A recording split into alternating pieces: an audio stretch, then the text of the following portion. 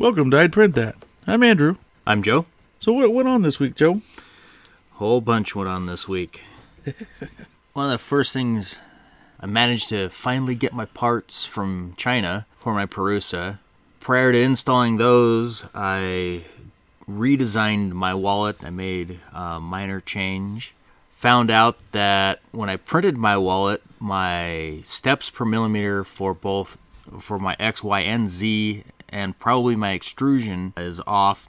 So I spent last night, I was up till about 2:45 this morning, ripping my printer apart. Went ahead and I installed the new main board, replaced the cables for both of my extruders, verified that the continuity was good between them before I installed them this go, and then installed my new aluminum print bed, which that thing gets wicked hot.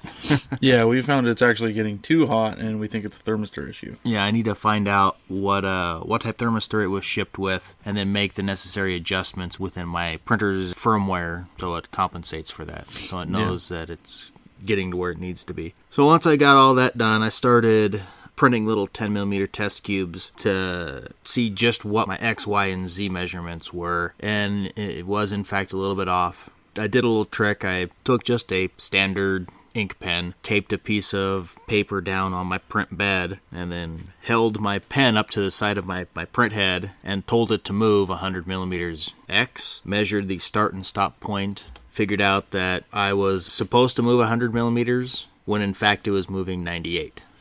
So it was 2mm off at 100mm of distance. It was both the same for my X and my Y, so I was able to at least correct that real quickly within my firmware. Uploaded that, now I'm moving 100mm both directions when I tell it to move 100mm. And then I took and did the same trick for my Z. Taped a piece of paper on the acrylic for my Z, held a pen against the top of the carriage, told it to move 100mm, and on my Z, I was moving 103mm, so I was overshooting my target. Made my adjustments there. Now it is very, very accurate on my X, Y, and Z. I just need to go through and adjust the steps that it needs when it starts feeding filament. From looking at my test cubes, I'm over extruding, so I'm extruding too much filament. Yeah. This is a fairly common issue with calibration. It's one of those problems where it's super simple to figure out, but it's a problem that you'll beat your head against the wall trying to figure out why your printer is not printing accurate dimensional product. Joe's big one is he printed a new wallet and found that nothing fits. And you hold it up against a wallet that one of the Da Vinci's printed. I had printed a wallet, and it's noticeably smaller. Yeah, it was between 1/8 and 1/4 on X and about 1/8 of an inch on the Y. I couldn't really compare the Z because I actually added onto the wallet, so it was hard to tell that, but it was very, very noticeable. It was smaller in both my X and Y. So, and when Joe said he's printing test cubes now, so what you do is, and it's mostly for speed, you can do any size cube you want, but a industry standard is a 10mm cube because they print very fast. So what you do is you get your steps per millimeter calibrated, you print out a test cube, and you measure it. You measure all four sides to make sure it's 10mm. And this is one of those type of things, you don't just do it once. You print a cube, you test it, and it still could be off, and it could be no fault of yours, it could be your machine's overcompensating, and could be a backlash issue. Now granted, we have spoken a bunch, and we even have created on our website a backlash calculator that is only for the M3Ds. Don't try to use that for anything else. Those formulas will not work. No. Backlash is not such a big deal with the rep style printers. Anything on the larger scale, those little M3Ds use servo steppers. The reason they have to use backlash is because those servo steppers, they're high torque, but under small movements they have a tendency to jitter, and that'll give you bad backlash because they have built into the software, which is correct, they had to. It's called jerk. It's overcompensation for that jitter on a small movement, and that will create a oblong circle. They call it elephant foot sometimes, where the bottom of your square will be wider. And it's overcompensating its backlash too much at that point. But yeah, it's a fairly common problem. I went through it on my Da Vinci just to be sure. My big thing was my E. So you have your X, Y, and Z. That's your left, right, up, and down axes. And then you have a fourth motor that actually extrudes your filament, and it's generally referred to as the E axis. Yep. I was off by 0.1 millimeter. Not a big deal, but when you're trying to be really precise and have the best product you can, and you're OCD like me and Joe, you want it to be the best it can. The one I still have to do yet is my E. Yeah, that's really simple. You take and you find a point to measure from. Generally, it's the top of your feed tube, the PTFE tube that sticks out of your extruder. If you don't have that, find a nice flat spot on top of your extruder, be it the stepper motor, anything. Yeah, either the PTFE or the motor are probably going to be the two best locations. Yeah. If it comes out of your spool, or in Da Vinci's case, comes out of a box, you can always measure where it enters the housing also. Yeah, and so all you do is you measure up that point, and a good rule of thumb is 100 millimeters, because almost all printer controllers, especially RipEddy or Host, when you use the manual control, you can select increments of extrusion. 100 millimeters is the max without entering more, and you just click that and you measure up. My number is 120 that I measure to, because if I'm over extruding, I don't want it to suck the mark inside the extruder. You measure that, you tell it to extrude 100 millimeters, and you would almost think, okay, well, that means I want to measure what it extruded. Well, that's unfortunately not the case. You're wanting to know how much it actually pulled in. So what you do is you make your mark, you tell it to extrude 100 millimeters, you remeasure your point that you marked on the filament, and you minus the extra. So say I did 120, I'll take my measurement minus 20, and then I will throw it in a little formula, and it poops out the special number that I'm supposed to have. Right. And then you take that away or add to your steps per millimeter in your firmware on your printer. Now, you do have to recompile your firmware and re-upload it, because that is something that is stored on the printer, not on your host software. Right. And once you get these settings in place, you'll never have to do them again unless you do something like I did and change your main board out. Yep. Or, I mean, even if you mess with any pulleys, loosen a belt, and you skip a tooth, that'll set you off. A lot of times, though, you can go through and rehome. Yeah, you can. Like with your at least with your X, Y, and Z, if you rehome, they'll be fine. You won't have to worry about skipping a tooth with your filament, unless for some reason you don't have enough tension. Yes, that is taken care of generally by your extruder. Generally, there's a tooth gear, and then sometimes they're smooth, sometimes they have a little groove in them with a bite that is on a spring-loaded lever that when you let go of it, it pushes against the filament and it pushes against the tooth wheel, which is your drive gear that's attached to your stepper motor that pushes the filament into your hot end. Yep. Well, actually, I'm mistaken. That pushes it into the cold end, which then goes into the hot end. Right. Pushes it from the feed tube through the gear into because we always say hot end. There's actually two parts to a extruder, which is, well, there's three parts. There's your drive. There's the cold end, which is everything but the nozzle. Right. And the heater and the heat break. So that's all the other parts. On my E3D, it looks like the little radiator. It's the machined fins, which gives you, eliminates all the heat creep, where the heat creeps up the barrel, pre-melts the filament, and you end up with nozzle jams. So yeah, we always say hot end because that's the easiest way to say it. It's the part that melts the plastic. There are separate parts to that when you really break it down. Generally, you're not talking about breaking it down. Right. Yeah, it's just a generic term for the hardware that melts the filament. Melts the plastic. And for me, I finally figured out why I can't print a square. I banged my head on the table a lot. Quite a bit on this one. I was coming out with a perfect corner with a bowed edge like it was over extruding. So I also did my steps per millimeter. Figured out I was fine. I mean, 0.1 is nothing. But I went ahead and edited my firmware and re-uploaded it. And I also wanted to re-upload firmware because of the recent major change that printer underwent. So I did all that, and I was sitting there. My kids were playing, and I'm sitting there at my kitchen table where my printer's sitting, just staring into the machine, going, why? Why can't you make things? We've spent all this time making this printer better. And I have to go back to my old machine, which is sitting in my closet in my bedroom, and that's what I can print parts on right now. And then all of a sudden, I looked at the bed. Now, my bed, my glass actually rides in a carriage, like most printers do. But then I noticed on the edges, I have X amount of glass showing. And in the center, I have Y amount. Why do I say that's Y? Because it's more. I've found that the heat bed on my machine, the actual glass, has warped. Okay. because you tighten it down on 4 corners. The only thing I can come up with is it must have had some kind of warp in the beginning. Right. And I've also found that, this is to correct myself in the past podcast, DaVinci does not ship their machines with borosilicate glass. It is regular tempered glass, window pane glass. That's why they have the chipping problems. That's why they warp so easily. But I found my problem. Now I know what is wrong. Well, that should be pretty easy to correct then. Once Yeah. you at least know what it is. I can't really say easy to correct, but you at least have a jumping off point on where to go. Yeah, and my initial thought was, well, I'm just going to pull the bed out of the other printer because it'll fit. No, I'm not going to do that. I need to have a printer up and running all the time. Right. Not for quota reasons, just because I love 3D printing.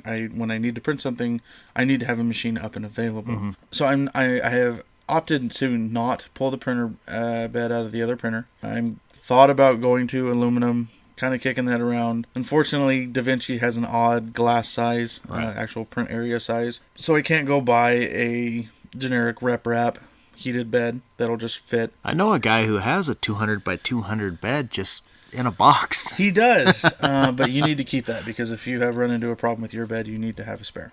Yeah. And like I said, I still have an up and running machine. This machine, be it cooler than the other machine, I've come from putting money and time and everything. Both Joe and I sat here and scratched our heads a bunch and then did it. Did the hot end transfer and everything, and then the power supply.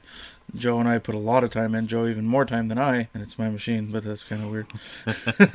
Such is life. I've even come to the point where I'm like, okay, well, I'm going to switch it out to a ramps, and then I'm like, no, this is stupid. Why do I need to improve on their product? Why don't I make my own? And then I went, do I really want to wrap myself into that kind of project, especially with committing myself to the TIE Fighter PC case? And then just recently, I've really come back around to wanting to make the mostly printed CNC, and just happens to have all the parts I need in a nice, neat little box for the mostly printed CNC. So that's a possibility. I will definitely be swapping the hot end. If I do make that decision, I will be swapping the hot end, the 3D V6, to whichever printer is going to stay a printer. And then probably harvesting the stepper motors, which is about all I can harvest out of it. I'll still need to buy the ramps board, some pulleys, some miscellaneous stuff that's not big dollar items. The big chunk of the price is the stepper motors and the ramps board. Right. I'm still on the fence. I really want to see this project through, and I want to see it to be as good as it can be. I know these DaVincis after this swap are really awesome machines. There's a guy on YouTube. He's also on Thingiverse. He does put out objects. Dope Soner. And he has a DaVinci that he did a Pico swap, the Pico B3, I believe. He didn't do the power supply swap like we did, and nobody has, actually. Everybody goes and orders a very similar size server-style ATX power supply and makes it work that way. And we've gone way over and above that and really made this machine our own. We'll see. We'll see what happens. But I know it's wrong. I don't have to print squares and go, why? Why do you vex me, machine? Right. Which has happened many times. And also my wife's getting tired of having a 3D printer that takes up most of the kitchen table on the kitchen table. Also me sitting at the table and not interacting with my family, going and growling and grumbling and using colorful language at the printer. It's like I'm playing Call of Duty again. Yeah.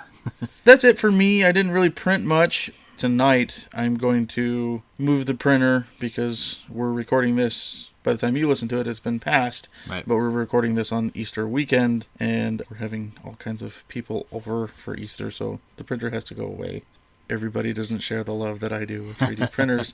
Actually, the funny thing is my in-laws really think it's really cool, and my wife's grandfather really thinks it's cool, and he always wants to come and watch me print and stuff, and he never really gets a chance to. Right. So actually having the printer out, he would probably really like that. Be more of a distraction than anything It else definitely for the would. festivities. Yeah, the Easter egg finding would definitely take a backseat to that at that point, which can't have that happen. Right. It's the kids' day, not mine anymore. Yeah, that's the way it goes. Adulting sucks. Yeah, at some point. Also, one thing I do want to cover, I never did email him back, but we had a listener get a hold of us about limonene and dissolving hips. Right. Joe and I spoke about it, and I kind of went, you know what? what better way to talk about it and talk to him about it? Sure. On the cast, because he also obviously listens and he has an honest question. So he got a hold of us, emailed us through our site, asking what to do. I don't have a lot of experience with it. I don't have a dual extruding machine. Joe's just gotten into a dual extruding machine. Right, and the question is specifically, he is looking at doing dual extruding with ABS and using limonene as support material. HIPS is your supporting material. Oh, sorry, HIPS with wow. And we're not talking about the HIPS you swing. It's high impact polystyrene. Right. It's a filament very similar to ABS, but a lot of people use it as support material. Right. That way you don't have to trim out all these little bits and pieces. It's a dissolvable material. It dissolves in limonene, which will not harm the ABS, so you just dump the model with support material into the limonene. You wait a little while, pull it out, and it's all but dissolved, rinse it off, and you have a nice model. So once he got a hold of us, I started doing some research, because I've never done it, and I was curious as myself, and obviously we're trying to be, so to say, authority in 3D printing. We should probably know. Right. Actually, limonene will dissolve ABS. Really? Just at a much, much slower rate than it will the HIPS. So will it soften the grooves then? It will not. Okay. Well, it will if you were to leave it in there for a month. Right. The thing is it doesn't take that long. It takes a couple days. If it's a very intricate model, and it has to really work at getting in there. Generally, it's a day, a couple hours. So the question is he bought some cleaner, which a lot of cleaners have limonene in them, because limonene as on its own is a citrus chemical. Yeah, I think it was an orange-based cleaner that he said. To answer your question, you do not want a cleaner. You do not want anything that has anything else in it. You want pure, food-grade D-limonene. Just pure. No, you don't cut it with water. Just straight limonene. Where can somebody find that limonene? Generally, you will not find it on shelves. You need to order it. Okay. Amazon actually sells D-limonene fairly cheap. I even found it Prime. I didn't order any because I don't have a need for it. So, however, I know somebody who may. Yes. Well, we know two people now. Yeah. So, yes, pure D, and make sure it's D-limonene. I'm not exactly sure what the D stands for, but it's what you need. Stop it. Andrew's saying you need the D. No, actually, Andrew does not need the D. Said listener and Joe need the D. Limonene. So yes, that's what you need to get a hold of. No additives, no water, just straight D-limonene, and that will take care of it. So you might be going, well, it's not that bad to break off support material. Well, it can be. In a very intricate model, there's times where that will break your model. Right. Or you'll damage the model's resolution by filing down. So say you broke it off and it left a little nub. You need to file it down to make it look right. And that limonene will actually take it right off and leave the edge as it was. Right. I've had a few pieces that I have printed in the past, some minion chess pieces. Oh, especially PLA. PLA is horrible because it doesn't have the high tensile strength. Yep. You clip that off, and I've had whole arms pop off and pretty much ruined a print, or glue it back on, and at least it's there. But if you're really talking something that you don't want to have broken, or something that a break in it would be very, very obvious, using HIPS material and limonene would be your best route. Yeah, actually the one that I had break the worst was the Ulti Trooper and the Darth Maker. We printed for the print of the week very early in the podcast. Which we need to start getting back to prints of the We week.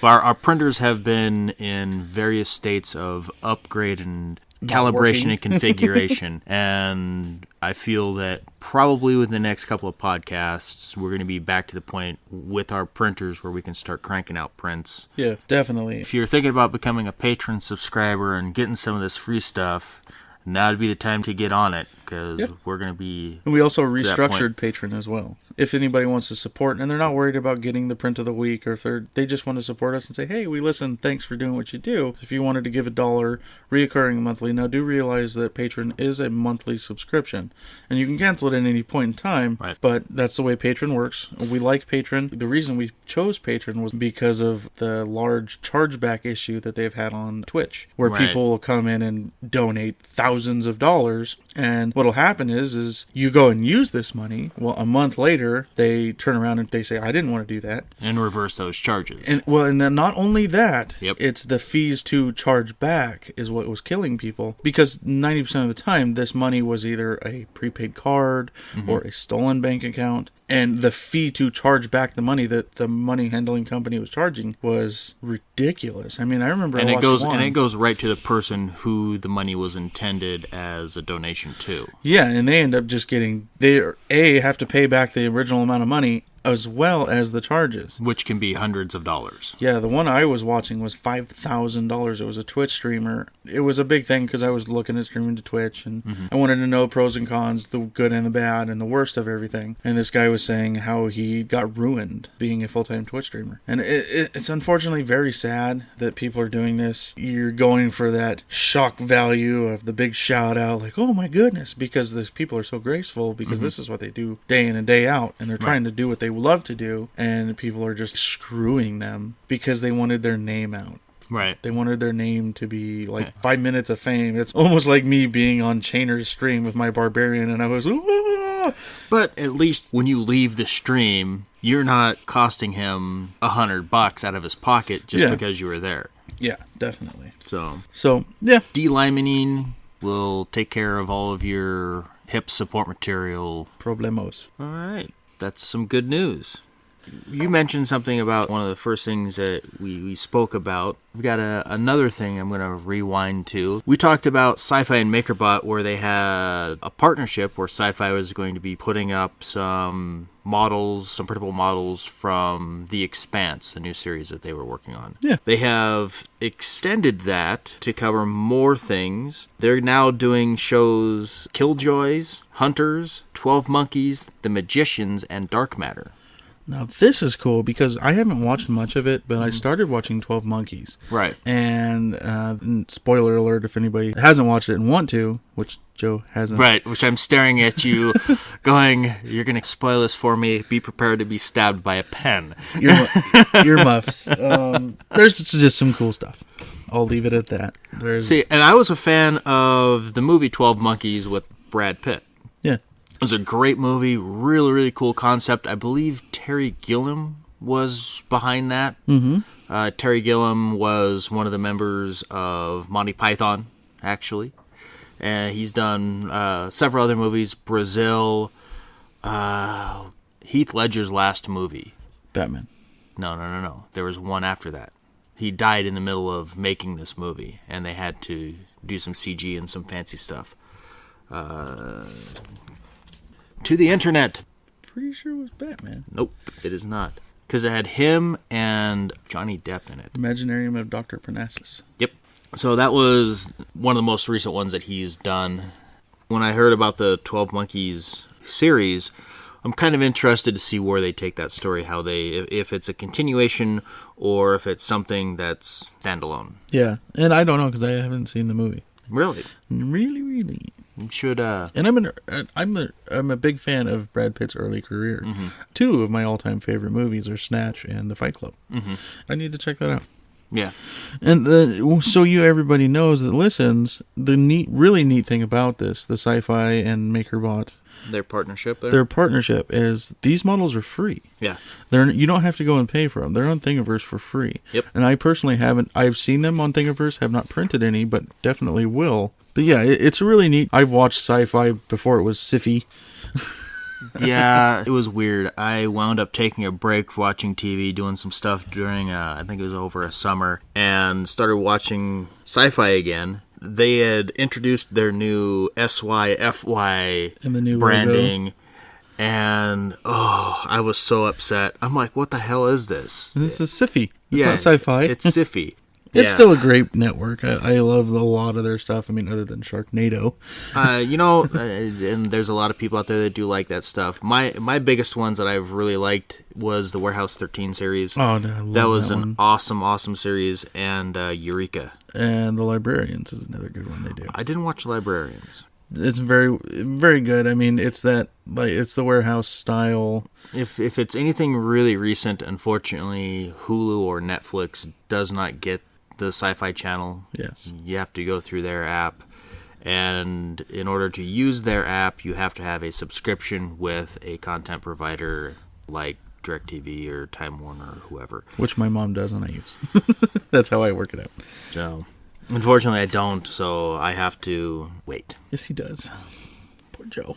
Yep. If you're a fan of any of these series, check them out. There's a skull from the Hunters that I have in my like list thing to be made, and I'm going to be printing that here at some point in the near future. Last week we were speaking a little bit about a 9-month-old in China who managed to have some heart surgery done. Mm-hmm. It seems like every week there's something medical related anymore dealing with 3D printing. Yeah. This one here isn't necessarily along the lines of medical surgery, but it will help in the medical field. This deals with a 3D printed drug that is now available for epilepsy that has been approved by the FDA. Being diagnosed with epilepsy can be hard to swallow. However, thanks to a new 3D printed wonder drug, its medication need not be. It was announced for the immediate availability of an easily swallowable seizure treatment manufactured using 3D printing technology. In August of 2015, the drug became the first 3D printed medicine to receive FDA approval. The 3D printed epilepsy drug was created using the pharmaceutical company's proprietary ZipDose technology, a combination of 3D printing and formulation science which is able to produce rapidly disintegrating formulations of medicines. Originally developed by MIT, the technology can be used to make easier to swallow drugs, reducing swelling challenges for the 40 to 50% of U.S. adults who have experienced difficulty swallowing tablets or capsules. While only one pharmaceutical company is currently producing 3D printed medicines on a mass scale, other laboratories are preparing to follow suit. Yeah, that's pretty neat. My wife sometimes has issues swallowing medicines. Oh, my kids do too, horribly. One thing that they displayed with this medicine is when you put it in your mouth with like even a drop of water, how rapidly it dissolves. Yeah. Which is excellent. It's great to see that somebody has come up with a easier to swallow medicine, and it's pretty cool that they're using 3D printing to come up with it. I would expect to see more of this stuff in the near future. Yeah, hopefully more companies are able to jump on the bandwagon and really see how this is going to help out people. Yeah. So in addition, along medical lines, there's a UK-based veterinarian surgeon named Noel Fitzpatrick, who is the star of Channel 4's reality television series The Super Vet. And he has made some significant statements regarding the well-being of people's pets. The pioneering vet, who is known for using such technologies as 3D printing to help give quality of life back to people's furry friends, has said that with all technologies available to veterinarian offices now, the question of saving a pet's life has become a moral decision rather than a scientific one. The veterinarian believes wholeheartedly that if we have the technology to help a pet have a better life, we owe it to them to do so. And the most recent season of The Super Vet, which premiered last month on UK's Channel 4, has already shown some of the amazing things the innovative veterinarian surgeon is capable of doing with 3D printing technologies. For instance, Fitzpatrick helped a large Great Dane who suffered from an abnormal neck bone that was squeezing his spinal cord by 3D printing vertebrae implants to alleviate the pressure on his spinal cord. With technologies like 3D scanning and 3D printing at his fingertips, Noel Fitzpatrick is dedicated to helping pets as much as he can. As 3D printing technology helps advance human healthcare, it is always encouraging to see the technology being used to help animals as well. After all, we should treat the pets that we love with as much love and respect as we can. Definitely. That's really cool. I have never heard of this guy. I'm going to need to check him out and see if they do on BBC. You'll probably find something on YouTube about it. Yeah. I've got 6 cats, 3 dogs, and 1 gecko in my house. And crickets. And crickets. Crickets, we're waiting to see if they hatch. We're trying to breed some crickets to save a couple of bucks on gecko food. Oh, and the ambient. Yeah. They make quite a racket, though. We had a dog before she passed away. She wound up slipping on some ice and having one of the discs in her spine compressing and shooting some fluid into her spinal cord. And she wound up at a local veterinarian school we managed to get her back to a point where she would at least be able to walk around and have a nice quality of life before she passed away here a couple of years ago. We're a firm believer that if we can give something to our animals, they fully deserve it. Oh, definitely. They give us unconditional amounts of love. We should be able to return the favor. Yeah. Seeing a vet take that stand is pretty awesome. HP, the popular computer equipment and computer distributor, is embracing open platform models with its Multi-Jet Fusion 3D printer. HP's success as one of the world's leading inkjet printer companies is often attributed both by supporters and critics to its well-known tie-in business model. That is, sell the printer itself at a low price, but make the customer come back for high-priced inks. It's like the razor thing. You can buy a razor for $5. You want to buy refills? You want to buy actual blades for it? It's gotten bad enough they have commercials about it. Dollar Shave Club. I personally don't shave much. I've actually come out of hibernation, so I'm going to be he went shaving a all lot Skeletor more. again. Yeah.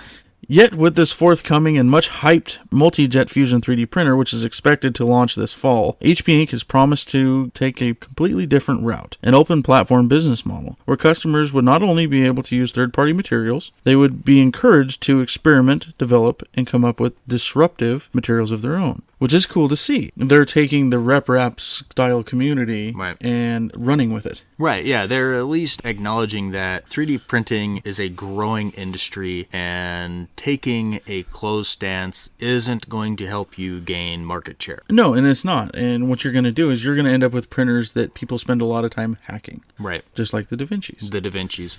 And one that's going to be up on that list is the 3D Systems Cubify printer, which they wound up stopping development for.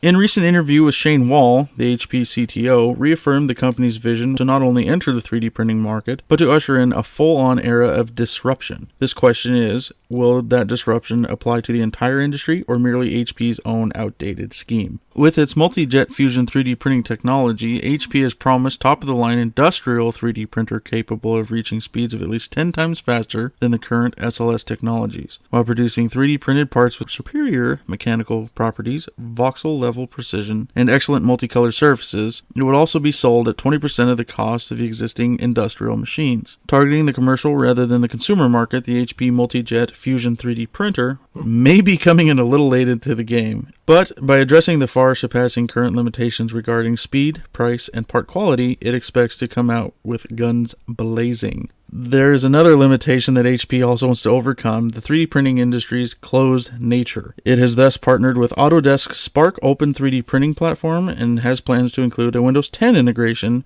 for added cross-platform customer experience. The first model of HP's Multi-Jet Fusion 3D printer will release in fall of 2016, however, it will only be available as a single-color machine capable of processing thermoplastic-based 3D printing materials for small to medium businesses. In the future, and thanks to its open platform model, HP has promised that many other materials, including metal, will be available for subsequent machines, making them applicable to retail, automotive, and eventually medical industries as well. Now that's neat. Throwing back to the vet and the pharmaceutical company, that stuff's only available because MIT figured it out. Right. Not so much the vet, but the pharmaceutical company. And MIT has limitless possibilities with the machines they have. Yeah, they've got some very intelligent people at MIT trying to come up with new innovation that moves technology forward. That pharmaceutical company was able to tie in with them and get that rolling.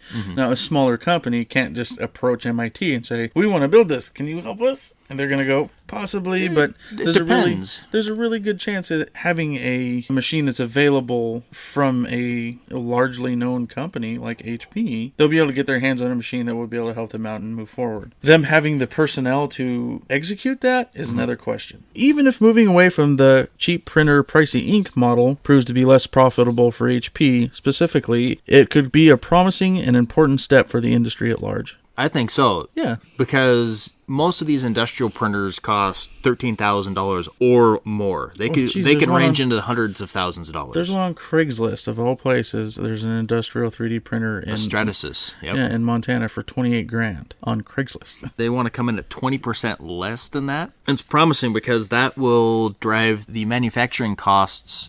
Or, excuse me, not the well, it is manufacturing cost, but it's also cost to the end user. Yeah. Down, because if you're buying a 3D printed part, that machine costs less, you can charge less to get your return on your investment. Yeah. In-house sourcing always saves money. Correct. I'm curious to see what they do. Like I said in the article, fall of 2016. Don't know how much traction it's going to gain right away. I'm sure they're going to be working with companies and giving prototypes out, saying, here's our machine, try it out, see what you think. Wasn't HP also part of the that printing consortium? AMF? Yeah, the AMF. Yes, they are. And what we're talking about, of course, is the .amf file extension, which is hopefully going to become the new standardized 3D printing file. Yeah, it's going to replace the outdated STL file extension. So the last real big news item that I want to cover deals with housing. We've talked about 3D printed houses in the past, and this one is, they aim to try and solve housing for everybody. Well, they aim to solve housing for people that need it. Correct. Not like your neighbor Bill who is trying to replace his house. This is those people out there who they don't have anything. Yeah. There have been various companies and startups around the world, and they're already exploring 3D printed construction solutions, usually involving a concrete 3D printer. The idea is that this can not only greatly speed up customized production, but also significantly reduce construction costs. But the founder of Brazilian startup Urban 3D looks far beyond the cost or customized artistic housing. She has been dreaming about a completely different purpose, to use efficient 3D printing construction to combat the world's growing slum problem. Right now, an estimated 3 billion people live in slums throughout the world, more than a third of the world's population. That number is only set to grow to about 5 billion over the next 15 years.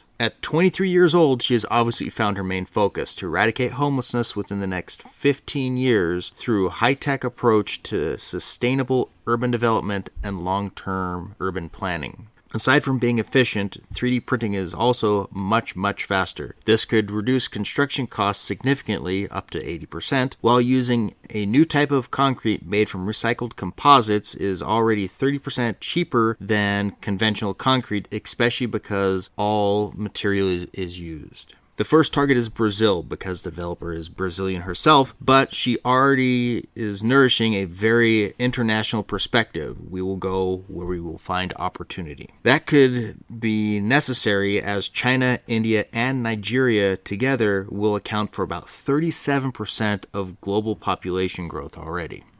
For the initial project, Urban 3D is looking to create 4 5-story buildings in a few weeks' time, which could cost up to 80% less than other small buildings. The project could cost several $1,000s and will be the first time their robotic setup will be practically used. The idea is to use pre-formatted modules to build floors, beams, and walls. A prototype robot will be used for the project, but it will hopefully provide all the data necessary to complete the machines. Then one thing is certain: Urban 3D has the potential to change the world, and it's nearing completion. That's really neat to see. Actually, I know in Japan they're already doing this with recycled materials, and I believe their number was way up there.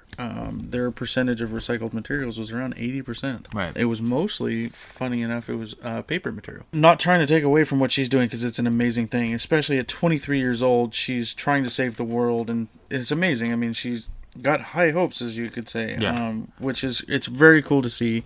Very, very cool to see someone at this young of an age. I mean, at 23, I was not concerned with anything. I had a moment here about 3-4 years ago. I was down in Dallas. I was visiting some in-laws down there. We're going down for the Dallas Comic-Con. And we decided to go out to Benihana's. It's a fun place to eat. It's a bit on the spendy side, but you get a show to go along with it. One of the people that was sitting at the table with us, she was a wedding planner. And she was talking about this wedding that she had just done, $10,000 food buffets. She does big weddings. Yeah. And talking about all this food that they had that they just take and they throw away.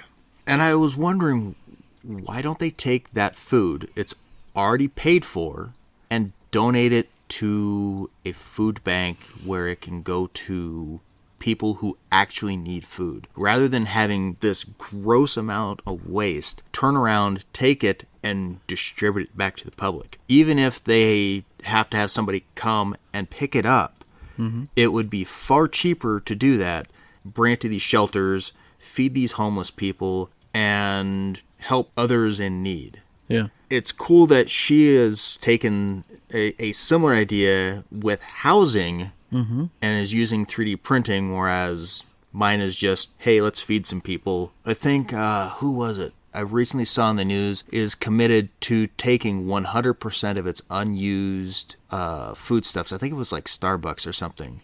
Well, and 7-Eleven they're a very big advocator of that as well. Any of their day old stuff that they can't sell in the store all gets donated. Right.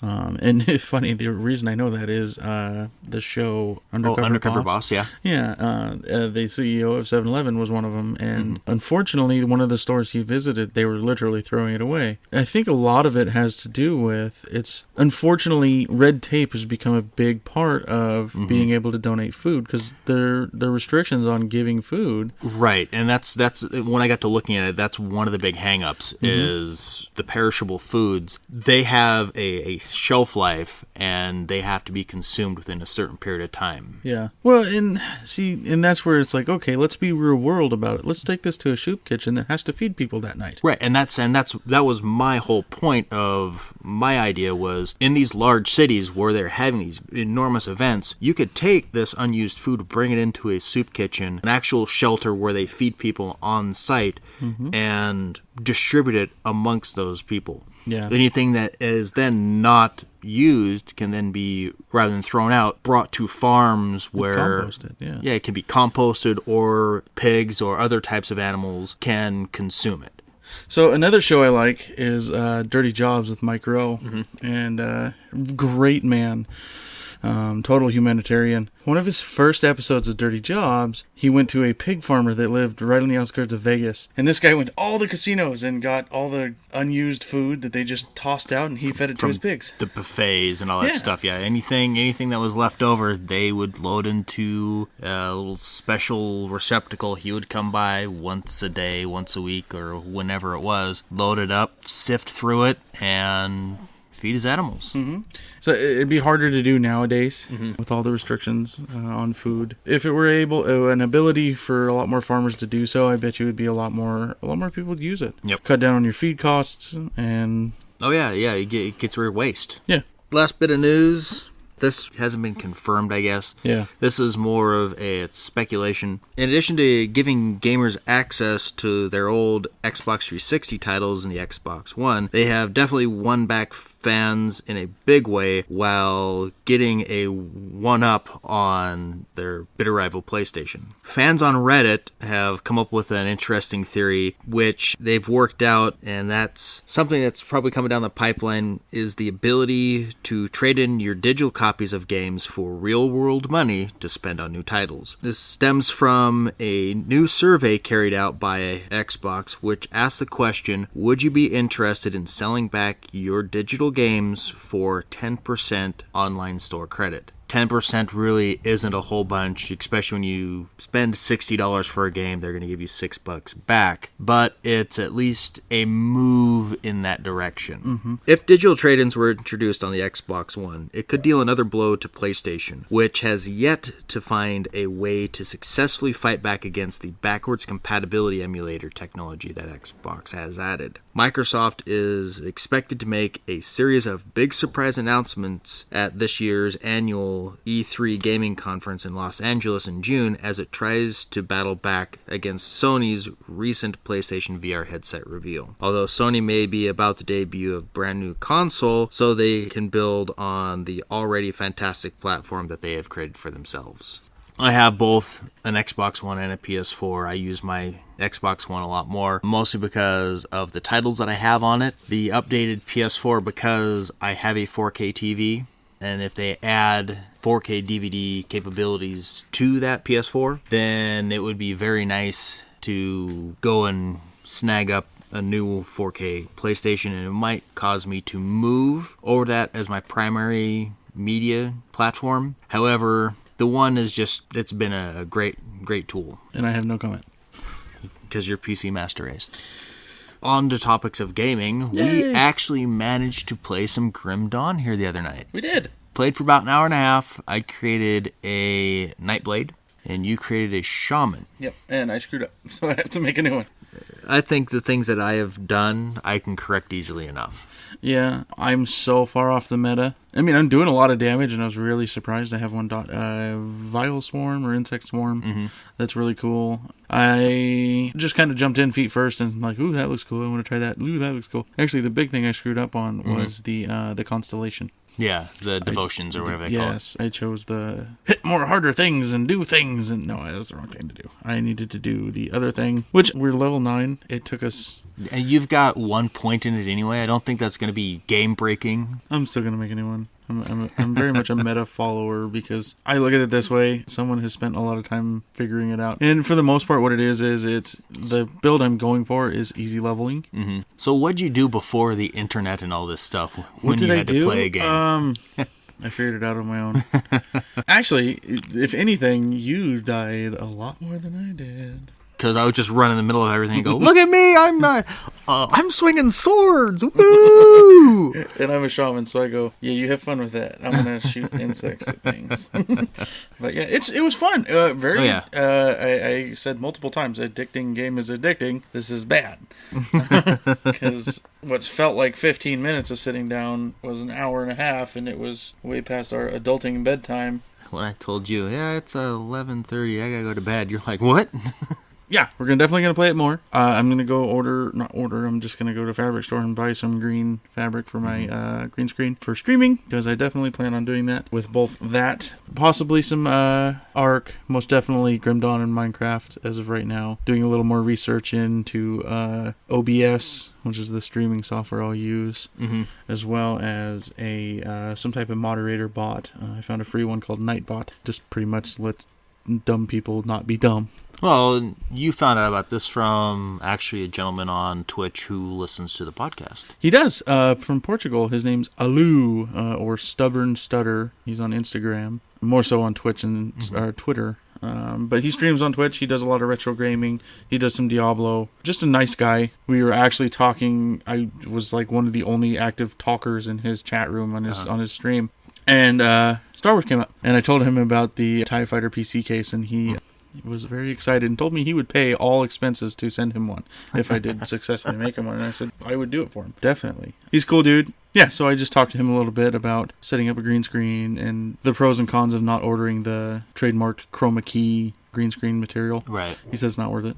And I've read a lot that it's not. I mean, no, because you don't gain anything. Yeah, as long as the fabric is of an even color, there's not. It doesn't necessarily have to be perfect even, because the software when you configure it, you set it to say, okay, this color green with this variation, wipe out. Yeah. Ignore. You have some controls over that. You don't have to buy $1,000 roll of green fabric when you can run to your local Joann Fabric or wherever you go. Walmart may even have some. Oh yeah, that's exactly where I was going to go, actually. And pick up a few yards of this stuff, hang it, and it'll work just as good. Mm-hmm. And you don't necessarily have to stick with like a bright neon green, though. You can do blue as well. You can do blues. You can probably do blacks even. Well, but I know the OBS likes either the chroma key style of green or the blue screens. Yeah, the issue with the other colors, though, is clothing. Yeah. The reason why they use greens is mostly because it doesn't match any clothing that is common in a person's wardrobe. Yeah, so I think I'll stick with the green because I generally don't wear green. I mean, I'm colorblind already, so I can't tell the difference. But so I'll stick with the green. I don't need to buy a big piece of it. I think I'm gonna make the frame that it's gonna sit on out of PVC. Yeah, mostly because my gaming computer sits in my bedroom. And you're gonna suspend it from the ceiling? No, I'm just gonna make a PVC frame that sits on the floor. Cool. Actually, I was honestly thinking about one that can attach to my chair and goes on the back of my chair, so no matter if I turn or not, it goes with you. It goes with me. Just thoughts. I my brain never stops. Other than my 2-year-old, it's the other source of me not sleeping. Yeah. I have that same issue with with my brain. Especially if I have projects, which I never don't have projects going on. I think that's it. I think that, yeah, that does cover it for this week. I'm Andrew. I'm Joe, and remember, if you can imagine it, you can print it.